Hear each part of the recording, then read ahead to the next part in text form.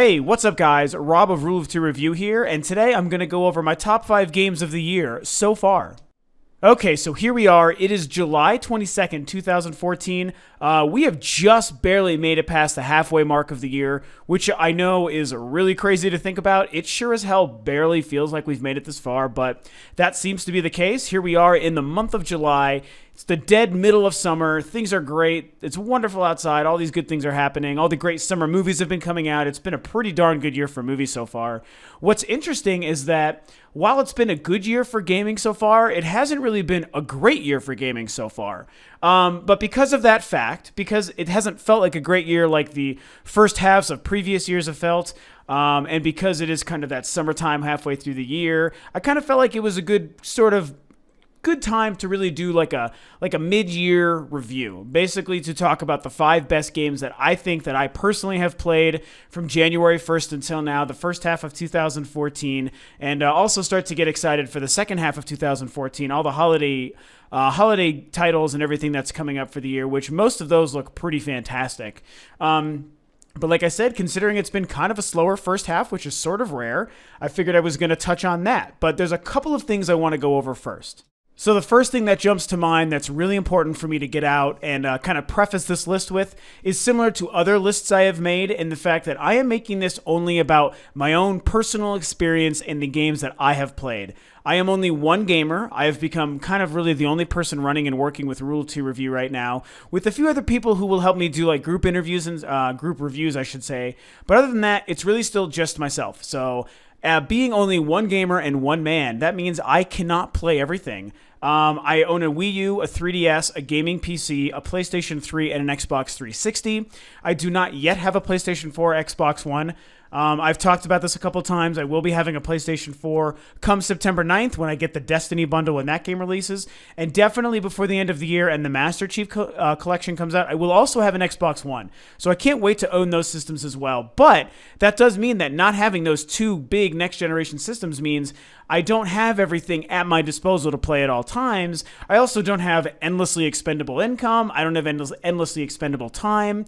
I'm very busy. I have a full-time job, a full-time band, Rule of 2 Review, friends, dating scenarios. I'm a busy guy, so I can't play everything as much as I would like to. So the games, of course, that I only have the experience to talk about today are games that I have personally played. There are a couple of games that immediately jump to mind that I wish I have had a chance to play that would have a very, very good chance, I would think, at making it on this list. So I want you to know that these games exist, and you shouldn't feel upset or anything if maybe I didn't get a chance to name these games, whereas you might have, because again, I haven't played them. If you've played them, that's great. I haven't. Games like Infamous Second Son, Titanfall, Broken Age, which look like a great indie game I really, really want to still play. Wolfenstein looks awesome. I really wish that I had a chance to play those games. I think they have a very, very good shot at actually being on this list were I to have played them. I'm not really a Forza guy, so I haven't had a chance to play that, and I think that was after the beginning of the year. I'm pretty sure that was this year. Maybe that was actually the end of 2013. Anyway, also, I need to give a very special nod to The Walking Dead, because The Walking Dead, since it's not really complete yet, Telltale's The Walking Dead, I'm not going to include it on this list. I can tell you right now that I love that game enough to put it on this list of the 5 best games I played so far. But A, the first episode happened in 2013, the very tail end. And B, just today, the 4th episode came out, which I played most of today, and it's freaking awesome. But I haven't been able to finish that series. None of us have. It's not out yet. It's not completed, I should say. So I've decided not to include it on that list since it's not a complete story and a complete vision, I should say, of its own game. So that game kind of gets its own little aside. So that's a very important thing, when looking at the games that I'm about to name. It's weird because I put together an initial list of about 10 or 11 games that I did play so far this year that I really liked, that I wanted to put in contention before I whittled it down to the 5 that I'm including on the list today. And I got to tell you, it was actually kind of hard to come up with even that many games. I even had to get online and double check every release date from the beginning of the year till now just to make sure I didn't miss anything. Because, man, it doesn't really seem like there's been that many games. And there really hasn't been. It's been very unique. I would actually love to hear your guys' thoughts on this first half of the year, game-wise, because I just feel like it's been kind of a slow year. There's been a couple standout titles. Again, 2 of the biggest ones as far as AAA games go, Titanfall and Infamous. Haven't had a chance to play those, so those couldn't make it the list. Broken Age is a very big first part of an indie game that apparently is amazing. And so not being able to include a few games on this list definitely hinders it. But it's weird. I don't really understand why. Okay, well, maybe I do. I mean, if you think about it, two of the three next-gen systems have barely been on the market. They haven't even been on the market a year. And when you look at the first couple of months of the year, January, February, March, that first quarter, I mean, those systems were just a couple of months old at the time. So they didn't have a very strong library. The other two systems are slowly getting phased out, even though they're still getting some support. Watch Dogs. How could I forget to mention Watch Dogs? That is a game I am very notoriously waiting to pick up on the Wii U when that comes out in a couple of months. So that is a game I will be playing, but I have not yet played it. I've opted out and decided to wait for the Wii U version, so I just haven't had a chance to experience it yet. So anyway, those are kind of the weird anomalies of the first half of 2014. Very surprising to see it not be so strong. This time last year, we had already played games like BioShock Infinite and Tomb Raider and the new Gears of War and the new God of War, which I thought were pretty good games, honestly. Those are some pretty high-profile games. That's really crazy. Pandora's Tower on the Wii came out, which was a game I loved to death. So, by comparison, this year has been really slow and less than exhilarating compared to what's happening last year. But hey, it is what it is. I'm going to stop gabbing. I'm going to get to the good stuff in the actual list. So here we go. My top 5 games of 2014 so far. Okay, so the number 5 game so far of 2014 is no surprise. It is a Nintendo exclusive. It is Donkey Kong Country Returns Tropical Freeze, because Donkey Kong Country is badass. It was really nice to finally get like this brand new HD platformer from Retro and from Nintendo. The Donkey Kong Country games going back to the Super NES are amazing. Some of my favorites ever. Donkey Kong Country Returns on the Wii is a damn near perfect masterpiece. Tropical Freeze is not quite as good. It definitely doesn't quite live up to the pedigree of the most previous Donkey Kong Country, the one made on the Wii. However, it's still made by the same team at Retro. It's still the same engine, the same visuals, only much, much better looking because we're on the Wii U with a lot more power. And the level design is certainly top notch. In some respects, it's actually better than the previous games. But the overall package doesn't quite live up to the last one, which is probably why I decided to include it a little bit lower at number 5 on the list. And also when you look at the other platformers available the last couple months or year, and especially even on the Wii U, because the Wii U itself has both Rayman Legends and Mario 3D World, which are two of the best platformers ever. In fact, Rayman Legends is probably my favorite platformer ever. So there's really stiff competition on the platform.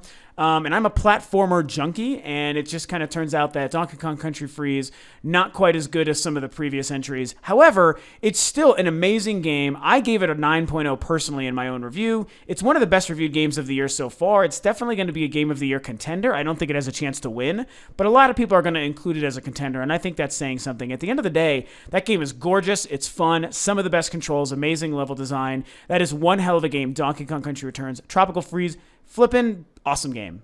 Okay, so number 4 is a big one that a lot of people who follow my channel probably aren't as familiar with or would not really spend that much time with a game like this. I've noticed it's mostly the Nintendo fans out there that seem to really follow my channel and get into what it is that I do, which I totally understand. This game is opposite from almost any kind of Nintendo game you would find on any other platforms, and that is Dark Souls 2. Holy shit. Dark Souls 2, this is the most time I've spent with any of the Souls games. I dabbled in Demon Souls, and it was definitely good, but I didn't really get to spend a lot of time with it. I purchased the first Dark Souls and spent a good amount of time with it, and that's a great game, but I didn't really spend enough time with it to really kind of dive into the actual feeling and the atmosphere and the persistence that you need to play through a game like that. I didn't get to learn its particulars, which is too bad. But I certainly was very excited for Dark Souls 2. I thought that this game was going to be the pinnacle of the series, and sure enough, it is. It is an amazing masterpiece of a game. I finally was able to really understand the flow and the organic nature of how you work around both the limitations and the extra abilities that this game provides to you. And when you sit down and you focus and you tune in like frickin' Neo from the Matrix, man, you just focus and become the one while playing this game or any of those Souls games. It is one of the most visceral and satisfying feelings ever. When you are good at a game that is that punishingly difficult, it is rewarding in a way that I just cannot possibly describe unless you are familiar with those games. Now, I am only mediocre at best at Dark Souls 2. Let me definitely get that out of the way. I am not a guru. I'm not a master. I played it for probably about 20 to 30 hours, so I played it a lot, but I didn't really get that far. I was really trying to spend a lot of time grinding in that game, perfecting my abilities, getting better equipment, and trying to just stay alive as long as possible. The bosses in those games, oh my God, in that game specifically, Jesus Christ, they're crazy difficult. But they're awesome. I mean, everything about Dark Souls 2 is just a wonder to behold. I know it's not for everybody. It's a very alienating kind of experience, which I understand. I think it's a little too bad because, like I said, the game is just amazingly well crafted. I'm really excited for what From Software is going to be doing with Bloodborne on the PS4. And now that I know I have a PS4 coming, I'm super excited to be able to play that game and support that company and these games that they make in this very dark tone, difficult controlled kind of nature sort of games. I mean, they're just awesome. I really like what they're doing there. So, mark my words, I know the game isn't for everybody, but for those who actually take their time and spend some time with Dark Souls 2, you will find one of the best games made of definitely the last couple of years, and especially of this last generation. Okay, number 3 for the year so far, 2014. This is the game that's kind of on a lot of people's minds. You've seen a lot of it from my channel the last couple of weeks. That is the one and only Shovel Knight. I cannot say enough good things about this game. And I know that I've said that a couple times. And whether you've played it or you haven't played it, you've probably heard a lot of people say that. It's kind of the zeitgeist game right now because it's new and fresh. Everyone is talking about it. Everyone's giving it wonderful reviews and praising it. So I understand it just seems like the obvious answer. However, there's a reason all of those things are true because the game really is that good. I have it confirmed from a couple of my personal subscribers and my viewers out there who've left some comments and spoken to me on some of my Shovel Knight videos that there's quite a few people that seem to follow my channel that really have been playing that game, which is great news. I purchased that game on both the Wii U and the 3DS, so I was really happy to support it in a couple of places, as well as support it on the Nintendo platforms. It is, of course, also available on the PC and Steam, so as long as you have one or all 3 of those platforms, for the love of holy mother God, buy that game. It is so flipping amazing. I've said this many times. I'll reiterate it one last time. I just turned 34 last week, so I was raised on the 80s and 90s fundamentals of games. I grew up on the Atari 2600 and then the NES when that was the big revolution. So everything that game is borrowing from to make itself look and feel and sound just like those old games and be that perfect is what I'm familiar with. It is still to this day, even 20, 25 years later, ingrained in my DNA. It is part of my genetic makeup when it comes to myself as a gamer, and I'm super proud to say that, and I'm super thrilled that in this day of, this retro gaming kind of style being the hot hip thing, that a game like Shovel Knight can come out and just blow everything else out of the water. It's not only one of the best games made that's in the 8-bit style, even going back to the 80s, it's one of the best games today, period. It's better than games like Dark Souls and Donkey Kong and other games like I mentioned that I didn't really get to bring up today. It is definitely one of the best games. I mean, it even could still be the game of the year, to tell you the truth. I know I'm including it at number 3. I just feel like that's where it belongs based on what these other 2 games are going to be. But trust me, there is nothing wrong with this game ending up being Game of the Year. I will stand up and sing its praises to the mountains and the heavens above if this game wins Game of the Year, and even if maybe I end up thinking it's Game of the Year when all is said and done. So anyway, a lot of you seem to really be familiar with it, whether you are or not. Obviously, you know about it. Trust me, it's as good as you hear. Shovel Knight, absolutely a masterpiece. Okay, we're closing in on the end of the list. My number 2 game is another kind of game that you don't normally hear me speak about on my channel. That is going to be Diablo III Reaper of Souls. And yes, this one sort of has an asterisk because really what released this year is just the expansion for Diablo III, which was a 2012 game.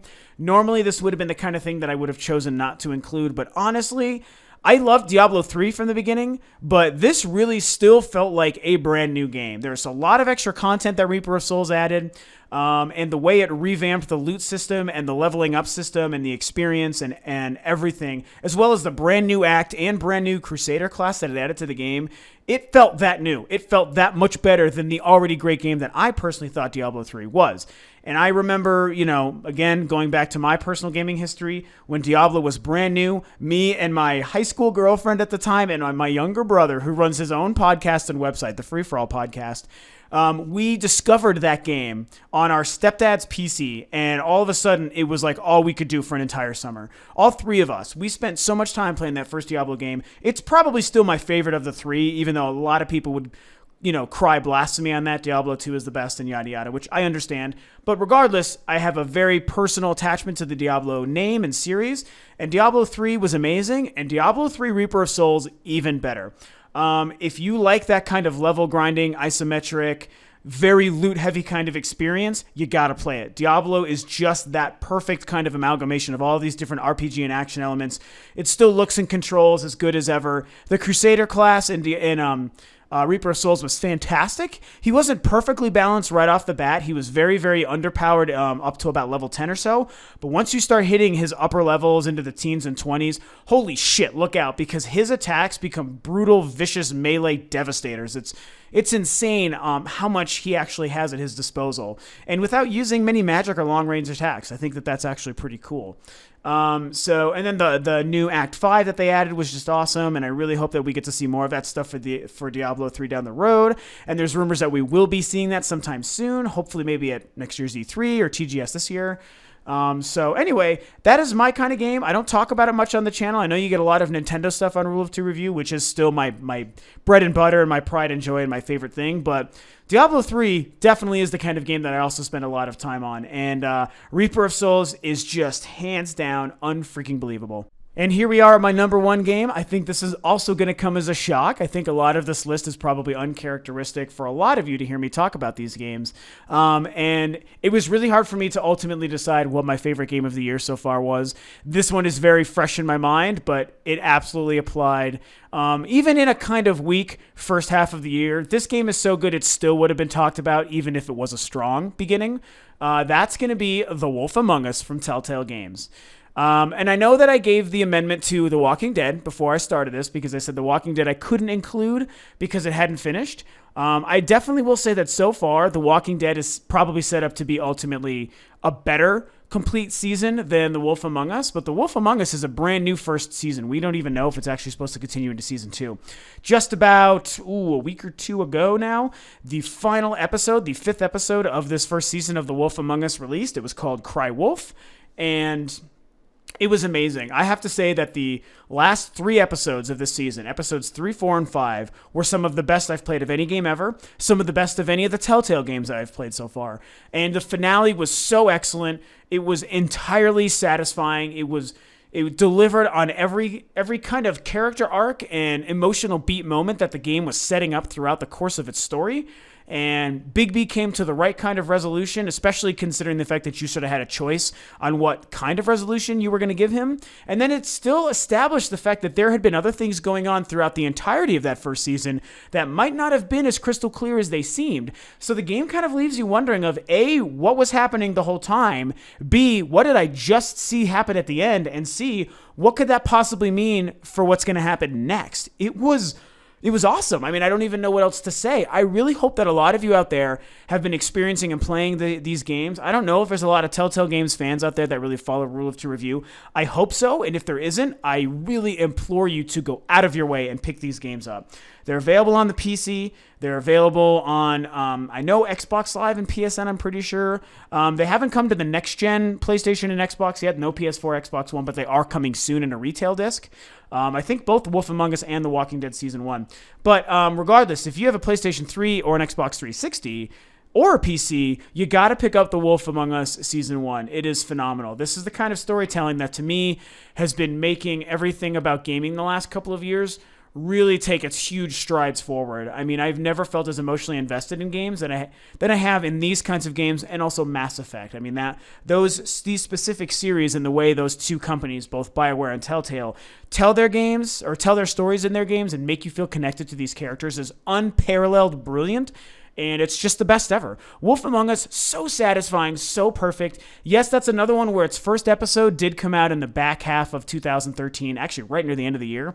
But I don't care. The other 4 episodes all came out in 2014. The finale came out in 2014. I'm considering it a 2014 game. I just played the finale last week, and I'm still thinking about it and talking about it and trying to figure it out. It was amazing. It was wonderful. There is no question that just for me personally, The Wolf Among Us was hands down my favorite game of 2014 so far. Okay, and there you have it. The 5 best games that I've played so far. Again, in a very odd, sort of lightly feeling sort of beginning to 2014. Hasn't been very strong. I can't say that it's a drought because there's been a lot of great games. But it's just, I don't know. It just hasn't felt like, like I said in the beginning of the video, hasn't felt like previous years, Definitely not like last year, which was just killing it by the beginning of the year. So I'd love to hear your guys' thoughts on the comparison of the beginning of this year to the beginning of last year and previous years. Of course, no list like this would be complete without a couple of honorable mentions. So some other amazing games that I have played so far this year that were very close to making the list. First, the big one is Mario Kart 8. I know you guys are probably all expecting to hear me talk about it. It has a big shot at becoming the game of the year for a lot of people, a lot of different websites and outlets. Totally get it. The game is amazing. And while I kind of probably liked it overall more than Donkey Kong Country Tropical Freeze, I feel like Donkey Kong Country is just more complete of a game. It's got just kind of more, it's just the fact that it's a platformer compared to the racer, even though Mario Kart is freaking brilliant. All of them are, and especially Mario Kart 8. I just feel like Donkey Kong was more the kind of game that feels memorable to me and a little bit more unique, even though it is the sequel of a game just, a couple of years ago in the last generation. It just is a more complete experience, and I enjoyed what that game was doing a little bit more. But mark my words, Mario Kart 8, still amazing. Mario Golf on the 3DS, amazing, because I'm a huge Mario Golf guy. Like I said, The Walking Dead would have probably made this list were it to have been complete, but I decided not to include it. Bravely Default, amazing game on the 3DS that I've really, really enjoyed, but I haven't spent a whole lot of time with it. I know that game is so massive that I didn't feel like I had played it enough to justify including it on this list or not, so I wasn't quite there, but it is amazing. Also, Castlevania Lords of Shadow 2. You've seen a lot of gameplay footage of that on Rule 2 Review. I love the Castlevania games. Both Lords of Shadow games are wonderful. The last Lords of Shadow game was much better than Part 2, but Part 2 was still very, very good, and it's gorgeous. It's one of the prettiest games I'd seen on the 360 and PS3. I mean, really, really beautiful game. And the combat's fantastic. The world layout is probably what held it back overall. I didn't love the hub world or the castle. It's kind of a negative slide on that, but everything else was great, And then, of course, the other games that I mentioned that I haven't had a chance to play yet. So, but those are some of the other games that I definitely considered including on this list and that I have enjoyed playing so far, even in this slow first half to 2014. So that's it. I'm going to end this long video here. Those are my 5 favorite games of the year. What are your 5 favorites so far? Feel free to discuss, any games that I left out that maybe you feel deserve some sort of mention or some shout out. Please share. We all have different opinions and different kind of games that speak to us, and everyone should have a forum to be able to talk about those games. I always love hearing that. Other people who come to comment on the videos like to hear that stuff. So, go ahead and share what it is you thought both about my list and your own personal list. Please do not forget to subscribe to Rule of 2 Review. It helps me out and it helps the channel out so much you have no idea. And you, of course, can like and share this video if you did, in fact, enjoy it. Don't forget to leave your list below and talk about my list and what you thought as well. And that is definitely it. So, next video is going to be my top 10 games coming up. What are the top 10 games that I am most excited for the second half of 2014? Yes, that list is 10 games long because there are way more games to be excited for.